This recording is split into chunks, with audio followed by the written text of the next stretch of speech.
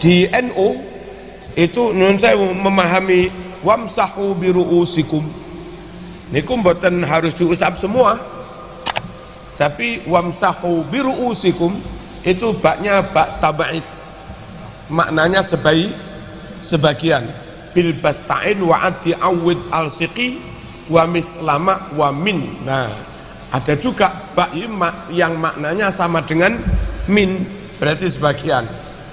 Terus bak itu maknanya macam-macam, bisa isti'anah, kelawan anggunaake, bisa juga zaidah, bisa juga kayak itu tadi bak tam'id.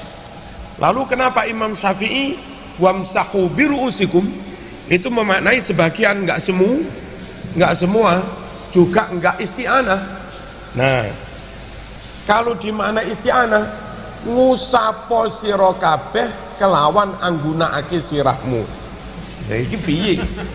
Sing bener ngusap sirah kelawan anggunaake tangan. Nah iki berarti kalau dimana isti'anah enggak bisa itu. Enggak makul, enggak masuk akal. Lalu kalau biruusikum dimaknai zaidah, berarti baknya kayak enggak ada. Usapen sirahmu berarti kudu sedaya. Baknya zaidah. Bak zaidah itu biasanya jatuh setelah nafi. Laisa bidzalamil lil abid. Laisa nafi, baknya bidzallamin, baknya zaidah. Aslinya namun laisa dzallaman lil abid. Alaisallahu bi ahkamil hakimin. Alaisallahu nafi bi ahkami, baknya bi zaidah. Nah, teng kalimat wamsahu biruusikum itu tidak syarat untuk dikatakan baknya zaidah, nggak bisa. Lalu dimaknai harus semua. Apalagi Sahih Bukhari Muslim menceritakan kadang Nabi itu famasaha binasiyatihi, ngusap ubunnya, enggak semuanya. Nah, terus di ayat Quran ada yang menggunakan bak itu bak tab'id. Ainay yasrabu bihal muqarrabun, sumber mata air di surga. Yasrabu nginum, ayo binya saman makna apa?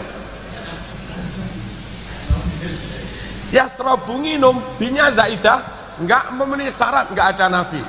Tapi kalau kamu paksakan itu zaidah, nginum kabeh ya kelempokan mas. Terus dimaknai isti'anah, yasrabu nginum biha kelawan angguna ake sumber-sumber surga. Sumberin minum apa diminum? Nah, diminum. Yang pas bi itu maknanya sebagian. Aina yasrabu bihal muqarrabun, ainan sumber mata air yasrabu kang podo nginum biha sebagian dari sumber mata air surga itu. Sapa sing nginum? Al muqarrabun. Luar biasa Imam Syafi'i itu, satu persatu fatwanya itu bisa dipertanggungjawabkan secara ilmiah. Terbuka kok fair, wong ilmu itu terbuka. Kalau doktrin kadang tertutup. Ini bukan doktrin, ini ilmu maftuh lil jami'. Hanya kadang-kadang kalau orang sudah tertutup dengan kefanatikan pokoknya wis, ya sudah. Balik pokoknya ra usah mlebu Mahat Ali. Tamat MI mabadik mulai angon bebek wis beres. Nyapa ngene pokoknya. Ini contoh mawon.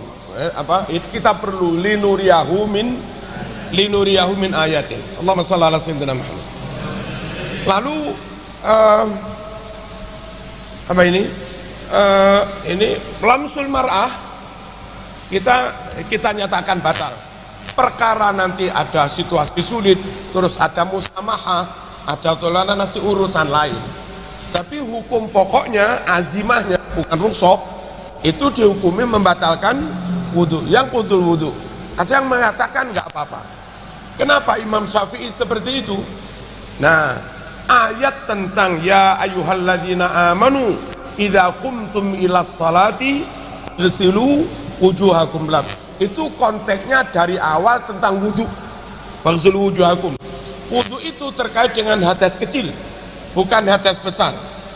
Ketika di tengah-tengah ayat itu menunjuk tentang nyun sewu auja'a ahadum minkum minal ghaid, atau salah seorang dari kamu baru dari toilet. Ini juga masih menyangkut wudhu, hadas kecil, buang air. Aula mastumun nisa, atau kamu menyentuh perempuan. Nah, lafat la mastumun nisa kalau dimaknai jima, iki maknane jima. Jadi lek demek tok ora apa-apa. Sing batali kuwi jima, lek demek tok ora apa-apa. Kalau la mastum kau maknai jima, ini pemaknaan yang keluar dari konteks.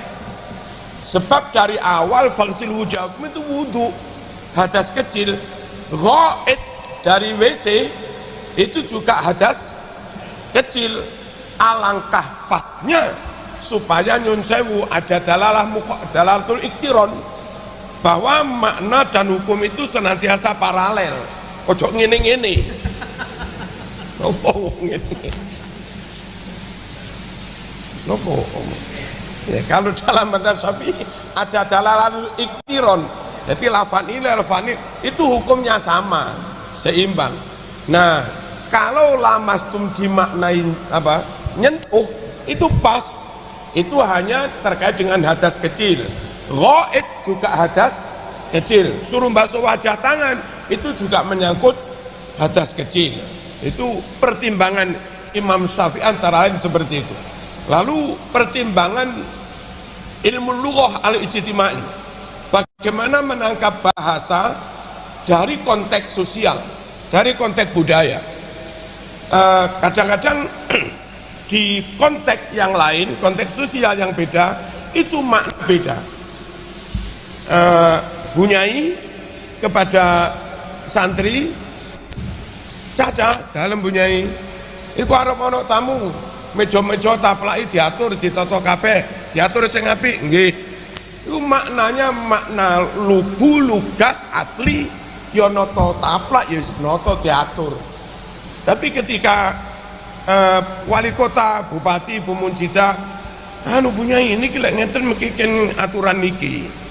Lek niki kene aturan, oh, gampang mah itu bisa diatur. Kalimat yang sama diatur, sing iki oh, gampang bisa diatur.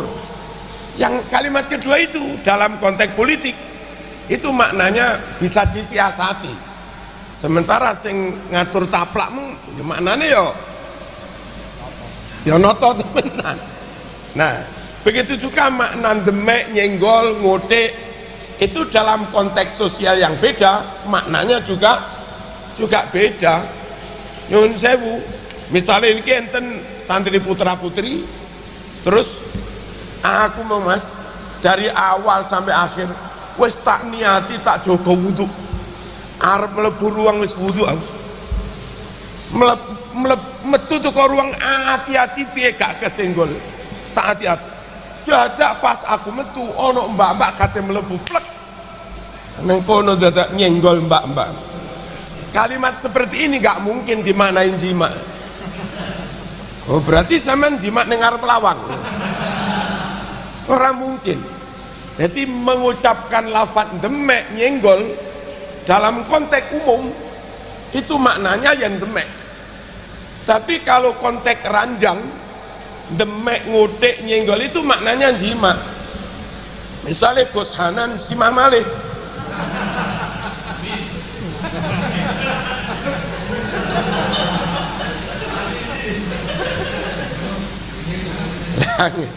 Gus Hanan ini simah malih.